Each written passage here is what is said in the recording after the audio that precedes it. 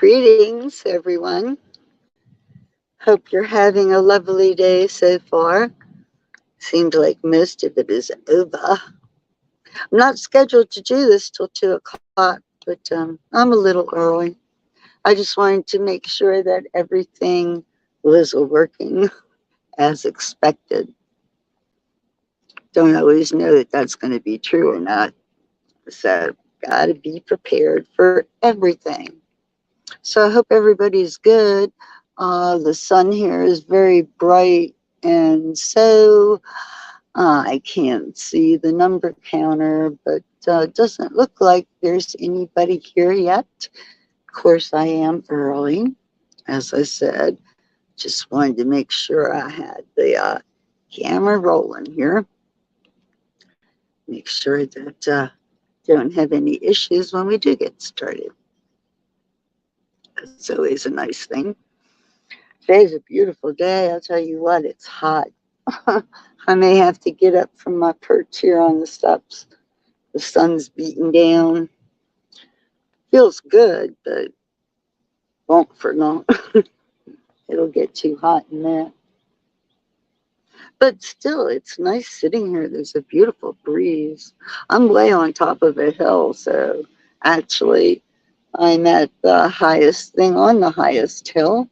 Can't get any higher than this. And if the trees in front of me weren't covered with leaves, if it was wintertime, I would be able to see all the way down to Ellicott City to the Main Street area, and probably the train station and the railroad tracks as well. So, but as it is June, that would not be the case. Everything here is lush, green, nice flowers. You'll see once I get the party started here, right? So, is anybody there yet? I've noticed that with this platform, not a lot of people do the chat. I don't know if they don't know or if it's not something easy to do. I guess I have to get someone in my family to be here when I do a tour so I can see what it looks like from their end, basically. So we shall see what we shall see. Most definitely. So we'll start in just a few more minutes here. Give everybody a chance to log on.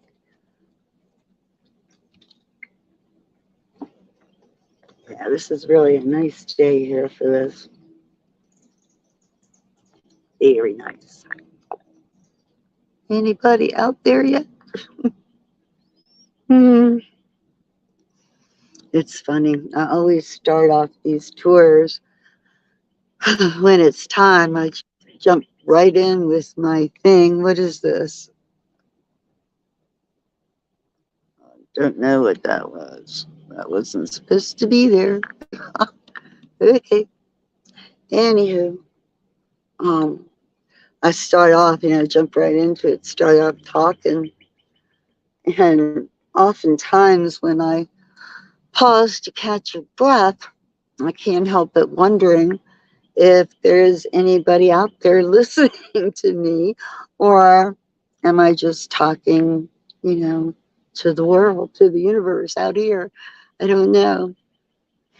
Feels kind of weird sometimes. When I used to, when I did Hago, every now and then I'd lose the chat. Oh my goodness, that used to make me crazy because I was used to having people respond, and and then there's nothing.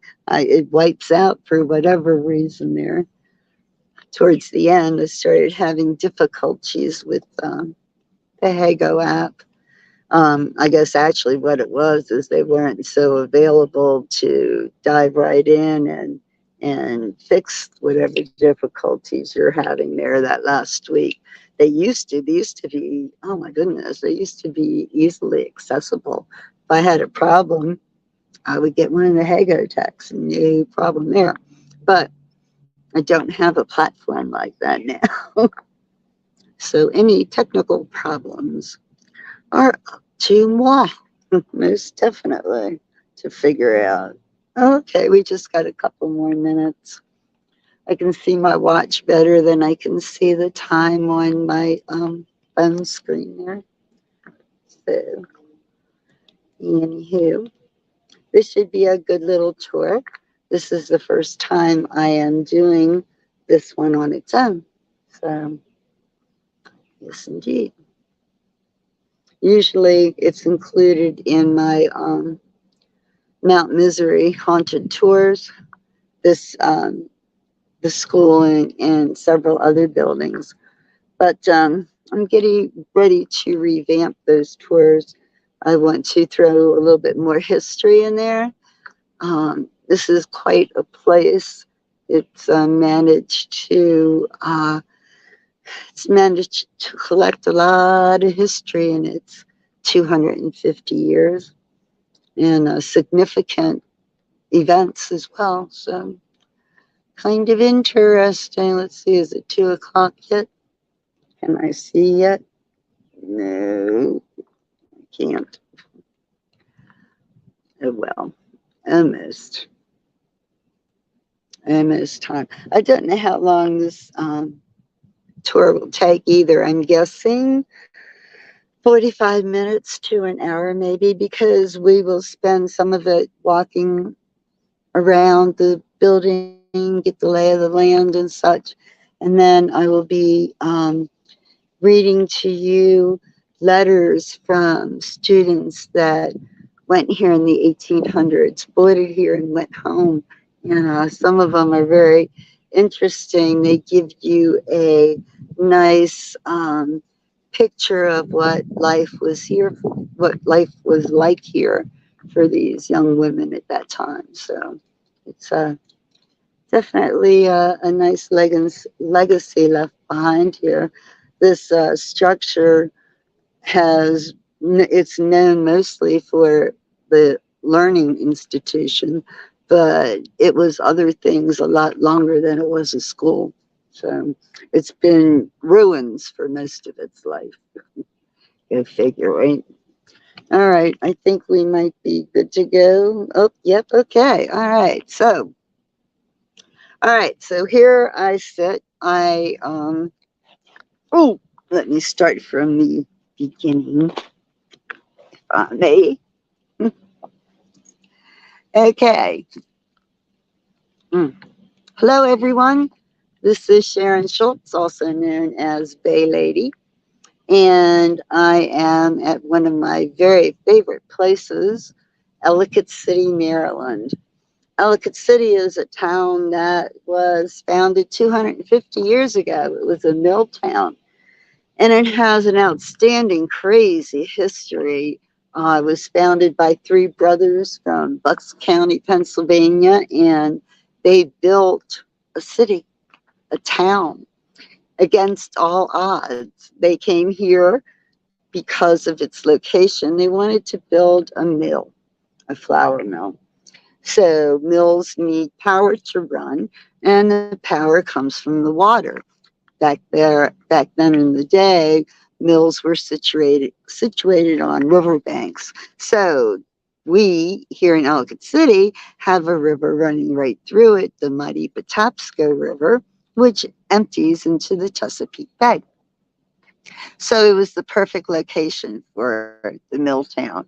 So as the town began to grow, other things happened as well. Ellicott City is the site of the first ever train station. The first tracks were laid between the 13 miles between Baltimore and Ellicott City.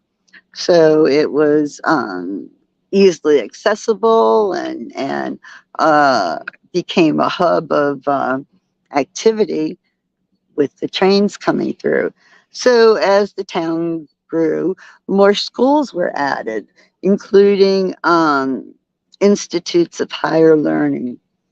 So the Patapsco Female Institute was opened in 1837 for girls aged 12 to 18. It was a boarding school.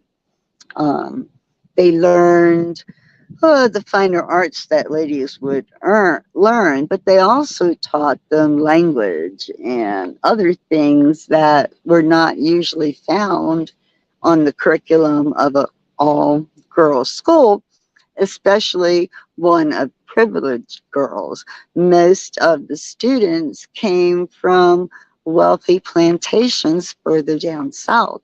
There were some northerners, and there were 8 students selected from the Ellicott City area that couldn't afford to go, but their tuition was paid, so they attended as well.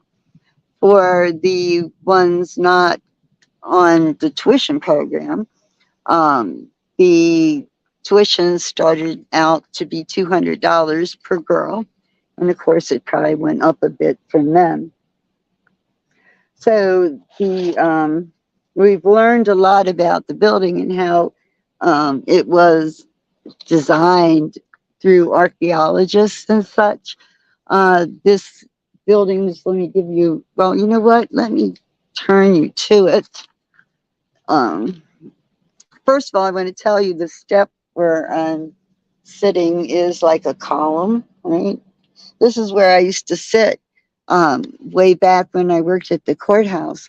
A friend and I, coworker, we would brown bag our lunch, bring our lunch, and we would come up here and sit on these stone steps, and the view was incredible back in the day. This was a ruin. It had burned, had a fire, and it burned, and it was left sitting for a very long time in that condition. So thank God today it's not.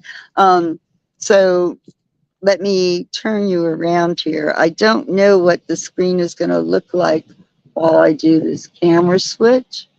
I've never seen it from your perspective, right? Yeah, so, nope, that was the wrong one. Okay, settings, camera. Okay, and I must switch to the back-facing camera. And I did. Woohoo! All right. There we are.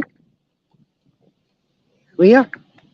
All right. Let me get you. Let me get you the full look here. Let me turn this baby around.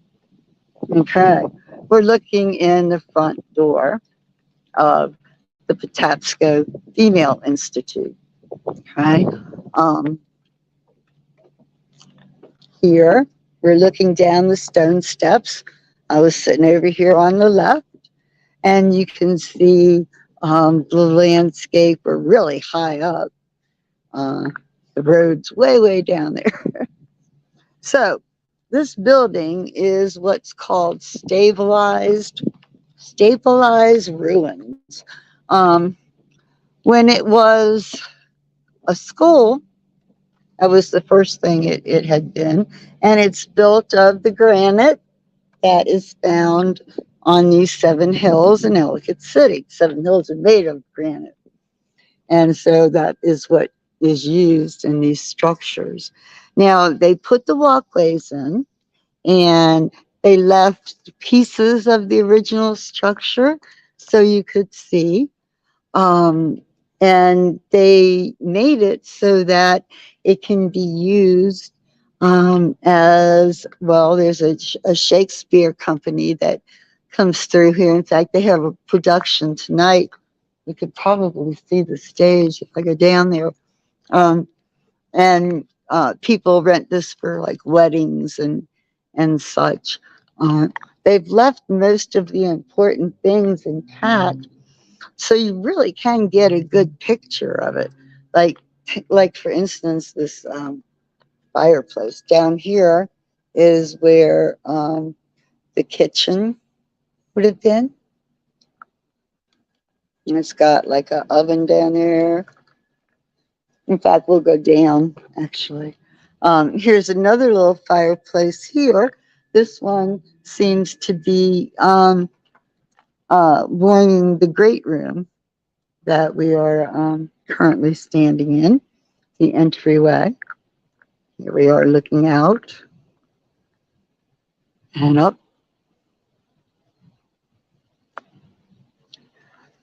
Now, the girls that lived here, keep in mind, okay, I don't know how familiar you are with Maryland winters. This is part of the Shakespeare staging area down here. This is like their backstage thing, whatever. But this building, as far as I'm concerned, is just so incredible and so beautiful, and it has just so much history behind it. It's just amazes me. And they have the steel supports, not this. Oh yeah, okay. These are all steel girders and interesting. I think we might be able to see the stage from over here. I've seen some of their plays. The Shakespeare Company is pretty good. Let's see, what do we got here? Okay, it's a way to come up to the stage. See how they left the stone and all exposed? I just think it's just phenomenal. This building is like a piece of art in itself. All the archways still left. Let's see. Can you see down there? Can we see out there? Okay, so that's the stage that they've erected then. And then there's chairs and lighting and all those things you need. Should I come back tonight? Maybe. Maybe.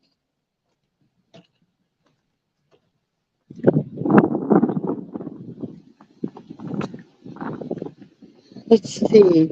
This building here is something. I have a map that I'm flipping through. I have a little book that I made. I've researched all of this. Plus, I've been hanging around Ellicott City longer than I care to remember. Okay, is that something? Let's see.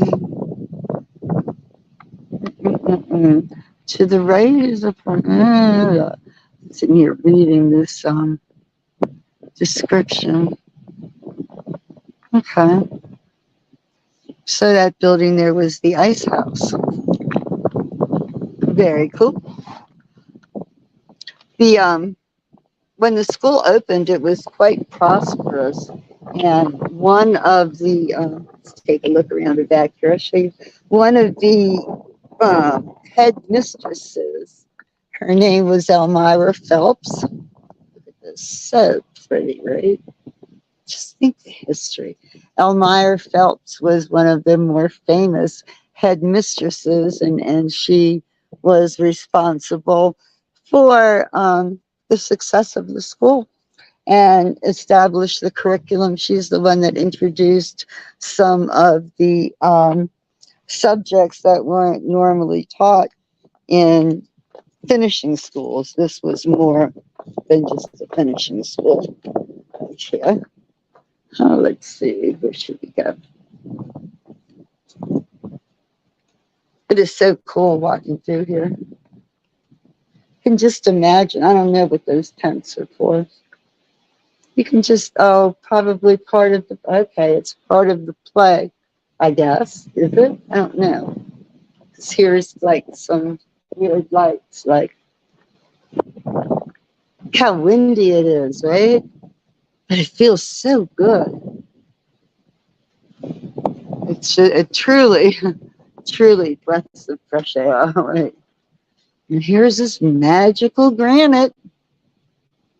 The magical granite that draws energy. And the landscaping. Gosh, it is so pretty here. I used to love coming here. I am so pleased I'm here right now. I really am. Oh, there's a massive fireplace. Now notice, okay, all right, this fireplace is massive, right? I mean, couldn't get any bigger, okay? And, okay, so that's the back side of it. And what is this? Oh, I don't know what that's supposed to be. Whoops.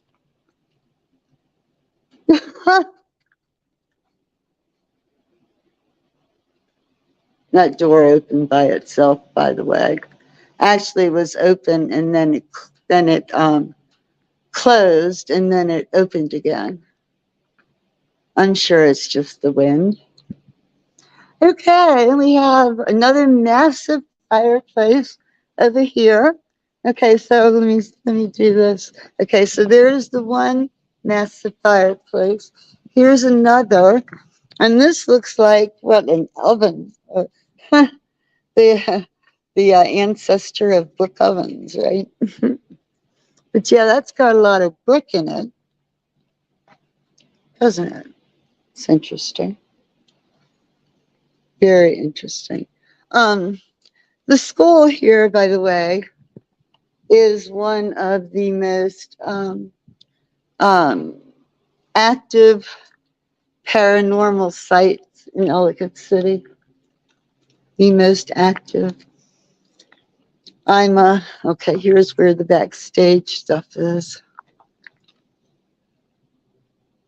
Interesting. I am I'm amazed by some of the stories and things that are in Ellicott City. The problem is it's got a 200-year history, that 250-year history that is full of tragedy, uh, murder, mayhem, all types of things. There have been some horrific floods here that have cost many people their lives, even up into modern days, just in this decade or, alone, or last decade, I guess, people died. It's just, I guess it just comes with the territory. I don't know. Okay, that's where we came down at. That is so pretty. And here, look at this fireplace. I guess that's what that is. It's got that, probably used to be opening. It's on the other side of it. Yeah. Is that, okay, that's outside. Well, la-di-da. Let me walk us around the front here. Look how pretty it is out here. Look at the flowers. We got tiger lilies. Oh, I love them. And see, we're up on a hill. There's a windy road that works its way down. That's the back of the ice house there. And okay, forget the trash bins there. We're not looking at them. Okay, we're going to pretend they're not there because they didn't have them back in the 1840s. So anyway, the school thrived. And then the Civil War came, and that's what put it at a commission. Um, the Southern girls needed to get back home, and nobody was really, sending their prized daughters off to school at that juncture with the Civil War coming and all and such. Okay, what is this? Adopt a Tree Memorial. Okay, that's the Shakespeare Company, Chesapeake Shakespeare Company. Nice. Very nice. Okay, so now we're coming around to the front.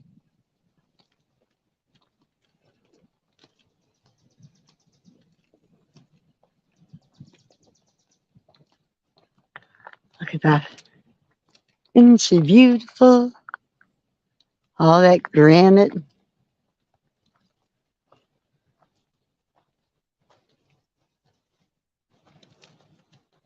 Cool. Now, I think that I will find a place to sit.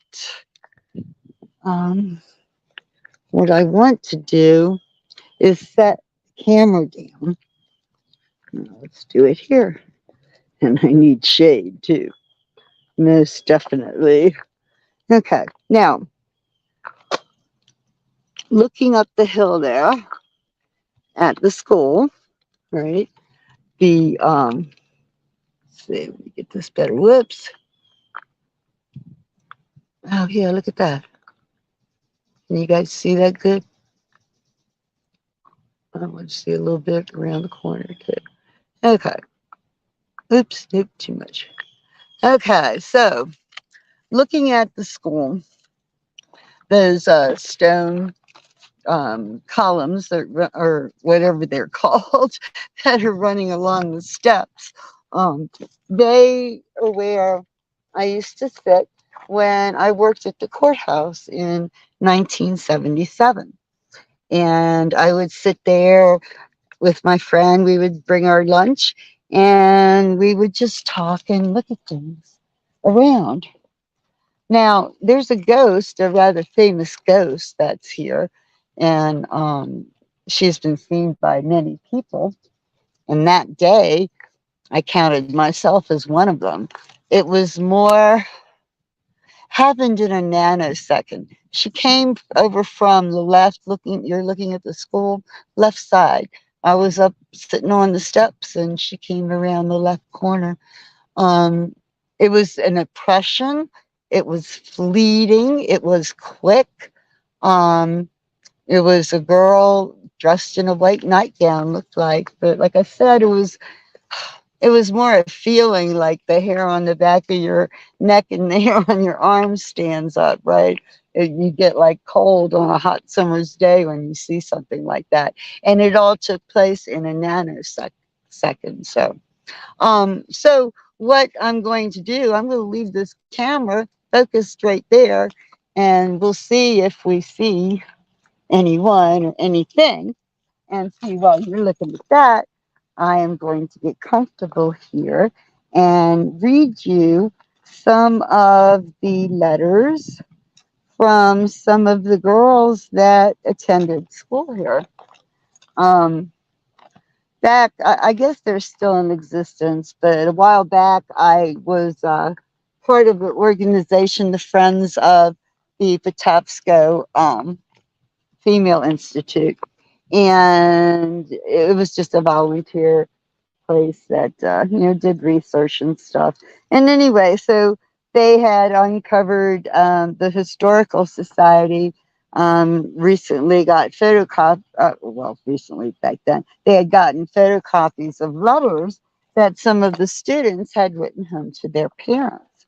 And it really gives a nice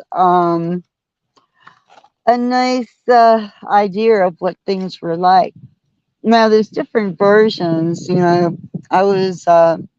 read somewhere that they had their rooms upstairs. They lived here, so they had their bedrooms on the upper floors, far away from the big, those huge fireplaces that we saw in the kitchen in the very lower level. A lot of their classes were down at that lower level, so at least I guess they were able to stay somewhat warm. The winters were very cold here. They're up on the top of the hill. There's a breeze a lot, and you've got stone that holds energy but not warmth. So the hallways were cold and drafty, and unfortunately, people get sick, and a lot of girls did, and some girls passed away, and from illnesses. They it was easy for like a flu or a germ to spread because they're sharing things and they're living in close proximity of each other and such. So some of the stories that come out are not very flattering. Sarah Vanderloot, for example, is one of those girls who was not happy here. Um, called it confinement, constantly wrote home begging her father to come and get her. Finally, he agreed to come and get her, but by that point, it had been a cold winter. She got pneumonia. She died before he got here. And that is whose spirit is said to be the most active. She's been reported being seen in those upper windows too, where their um, bedrooms were. Seen at the window, looking out, like, as if she's looking, waiting for her family to arrive or what have you. So sad story. But let me read you this letter. This is from a young lady by the name of Nannie, Nannie. Okay. And she's writing home to her mother. This is dated May 20th, 1847. Dearest Mama, I am seated at a window in the schoolroom to write to you, and I am sure you wish to hear from me and wish me to write whenever I have time. It is one of my greatest pleasures now to write home or to Grant. Therefore, I hope you will forgive my taking that pleasure so often, particularly as I know it gives all at home so much pleasure to hear that I am even tolerably happy. I received your letter rather unexpectedly last Monday, for I had almost given up the hope of receiving a letter for a week or two. Let's see. It, however, gave me a great deal of pleasure, of course. I had a letter from Grant on Saturday, and as I had nothing else to do, I answered it immediately after I received it. He seems very much pleased with Mount Auburn.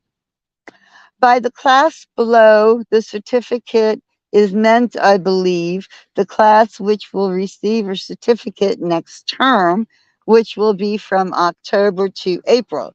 I expect to get one next April, but I had rather have a diploma. Mary Stone, Betty Mitchell, and myself have a nice little room all to ourselves.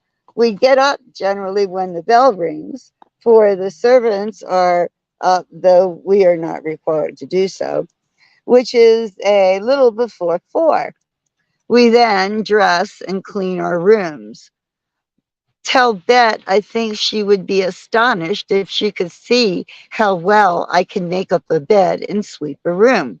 I shall astonish all at home in October by getting up so early and cleaning my room. That is, if I don't love sleep too well. The girls take it by turns to take care of their rooms. Mary Stone was room keeper last week, and I this. Gwinnett and Ginny arrived on Tuesday. I do think Ginny is very well contented. She has had several cries already. Gwinnett and Ginny cannot room with us, as only 4 can be in one room, and they would not like to be separated. I am in a class with Mary Stone and everything. I have written until it is too dark to write any more, so I must conclude, as I do not like to run the risk of not sending my letter tomorrow. Give my love to all the family and all who may be so kind as to inquire for me. Please write to me very soon and very often. Trim must write off very often, whoever that is. I remain your devoted Nanny. So that is one young lady's story. Let me look at this. Do I have chat? Do I see chat? Oh my goodness. I can't, to be honest, I can't really see. Let's see. Oh, Judy. Hello, Judy. Glad you're on there. All right. Cool beans. Okay. So, seems like our little friend Nanny there had a bit of defiance in regards to the school and I guess their policy or whatever it was. Well, let's see who else we have. We can read one more, right? Time is it? Okay, yeah. Okay, so let us then see. That was Nanny's story. Let's see who this is. Oh, okay. Here's Mary Stone, the girl that Nanny rooms with. Okay, this is June 7th, 1847. Dearest Mother, after the regular study hour on Saturday, the officer, Miss Lee, took the girls to walk. It was a delightful morning, and we enjoy ourselves very much, ascending to the lofty hills and gathering the beautiful flowers which grow in great abundance. General Chapman was here last Monday week. He informed me he had recently seen Father, and you were all well. I had the pleasure of seeing Mr. Stonetreat a short time the day before yesterday, and though not very well acquainted with him, it was delightful to see any one of them from Charles County. I am he. I am very well and am well pleased with the school as when I wrote before and exerting myself to improve in everything I undertake. Thus far, I have succeeded quite well.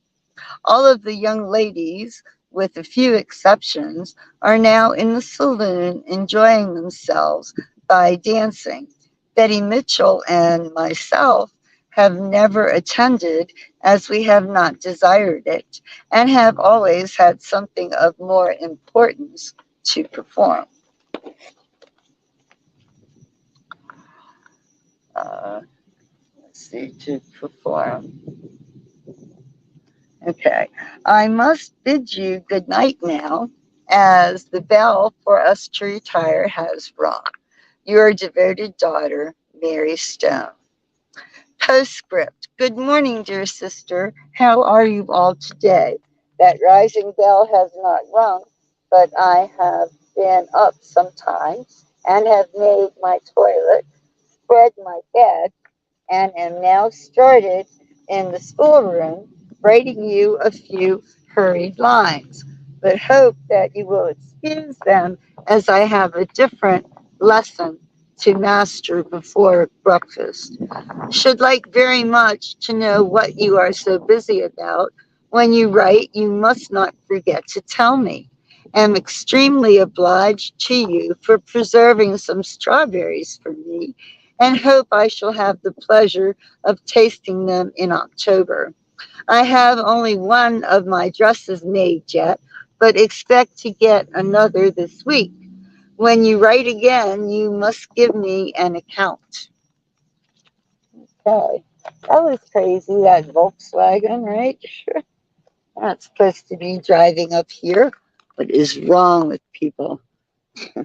And making all that noise, too. My goodness, that was an old Volkswagen. Still on the road. Miracle in itself. So there you have a couple of stories. I don't know if well, I have I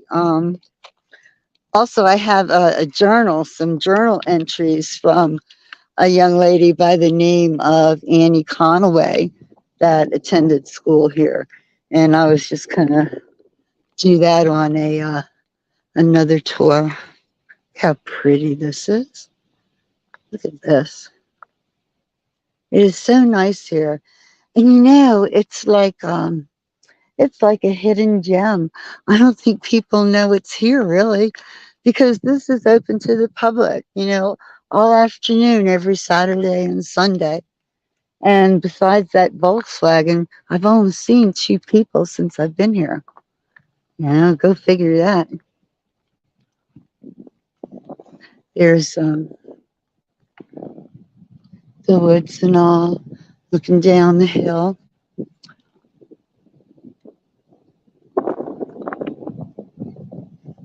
It's a long way down. Look at that. a long way down. Okay, here's their stage. All right, they did build a stage. It's a Shakespeare play, so I'm guessing what that's a castle supposed to be. A castle stage, you think? What do you think it is?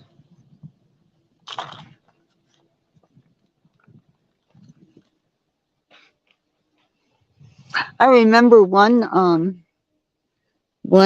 play that was held here. Oh my goodness, it was eons ago when I was a member of the Friends of the Patapsco Female Institute. They wrote a play about the school, and it starred the students, and they took the information to write the play from the letters, like the ones I read to you just now. But that's where they compiled all the information to be able to, present enough of it that it made a little story. They added some drama and a couple of spoiled schoolgirls, and yeah, it worked. So that was interesting. I wonder if I still have. Well, I know I still have the program, but I don't have the script. I don't believe. So anyway, so have we seen Sarah? I don't think so. Those windows right in front of us with the drapes or the coverings or whatever. That's what we saw from the inside. We saw the other side of it when we were walking through there, right? So, yeah. Anyway, it's so quiet here. Sitting on the top of one of 7 hills that protect, surround Delicate City. Definitely protect it. Sometimes destroy it with the river. All right, well, let me finish walking around the building.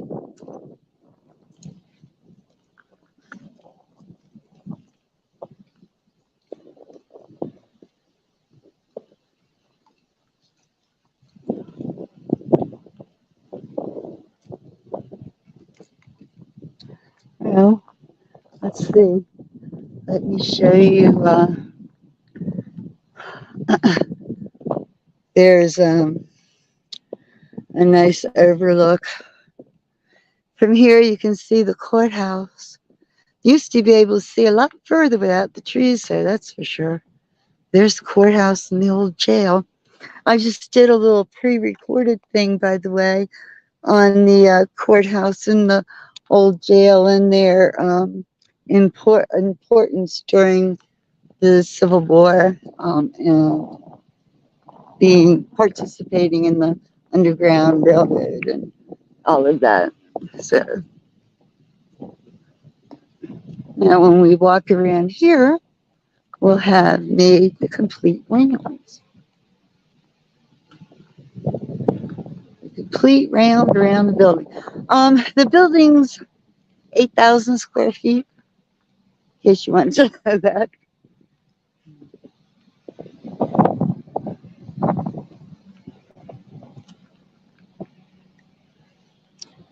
And here's the ice house. Here's where we came out and walked around the other side. Very nice. And everything's surrounded by this fence. Now that wasn't there before, but security, right? All that. I don't know what this is supposed to be. Oh, you know what? This might be. This is probably the latest archaeological site. They're forever excavating. They find all kinds of cool stuff. But yeah, that's probably what this is. This is the archaeological dig site right there. Pretty cool. Pretty cool. And there you have it. There I have it. Let me sit on this crazy bench here and turn this camera around. Oh. Okay.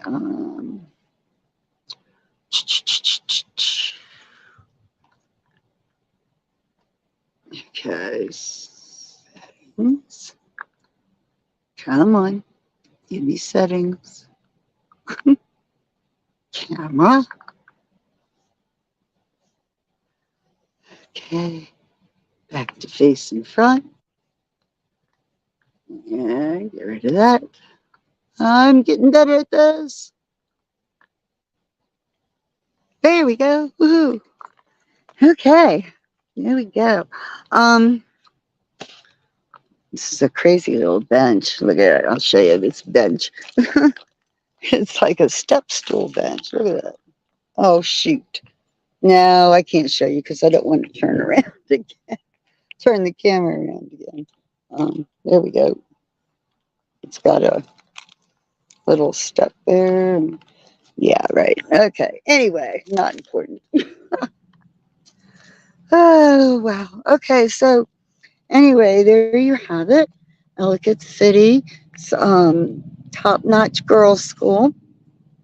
What's left of it. So, a lot of history here. A lot of ghosts. Ooh, I heard tell of a new ghost from here. He's called the Smoking Ghost. I don't know anything about him, though. I have to do a little research and find out and see. But he has some association with the school. Now, when the school closed during the Civil War, it was bought and made into a hotel, a nice upscale hotel. Even the situation up here where it was situated made it very popular. There were other hotels in town. Howard House, for one, which is right down the hill, not far from here. After that, World War I rolled around, and they converted this into a hospital for wounded soldiers returning from the World War I battlefield. So it was that for a while. And then eventually it just kind of went to ruin. You know, it was too much to be a mansion. I mean, to be a individual residential home, too large, too much to take care of. And eventually, like I said, it just fell away. Then they were going to demolish it, but there was an effort to save it as a historical landmark, which they were able to do. And so when that happened, they got funding so they could restore it to what you see today. It's called stabilized ruins. So this thing will never see a roof again. So that's kind of how it got to where it is now. It's property of Howard County government. I assume they call the shots and also. Anyway, there you have it. So it is time for me, I think, to get ready to leave here and see what other trouble I can get into. I have, let's see, my next tour coming up. Oh, Beatles trivia. Everybody loves my Beatles trivia. Yeah, that's Wednesday. And I have some news about Paul McCartney. Oh, I have Paul McCartney's new book just released this week. I can share with you. And also he's doing a virtual live stream the end of this month in London about his new book. So I can tell you how to get tickets for that if you are so inclined. Let's see. I guess that's about all I want to say. I've got Minute Mysteries is next Friday, by the way. That's all I can think of right now. So please keep in mind these are tip-based tours. If you can support my tours, much appreciated. You can find places to do that on my pages. It's at Buy Me a Coffee, and I do love coffee. Take care.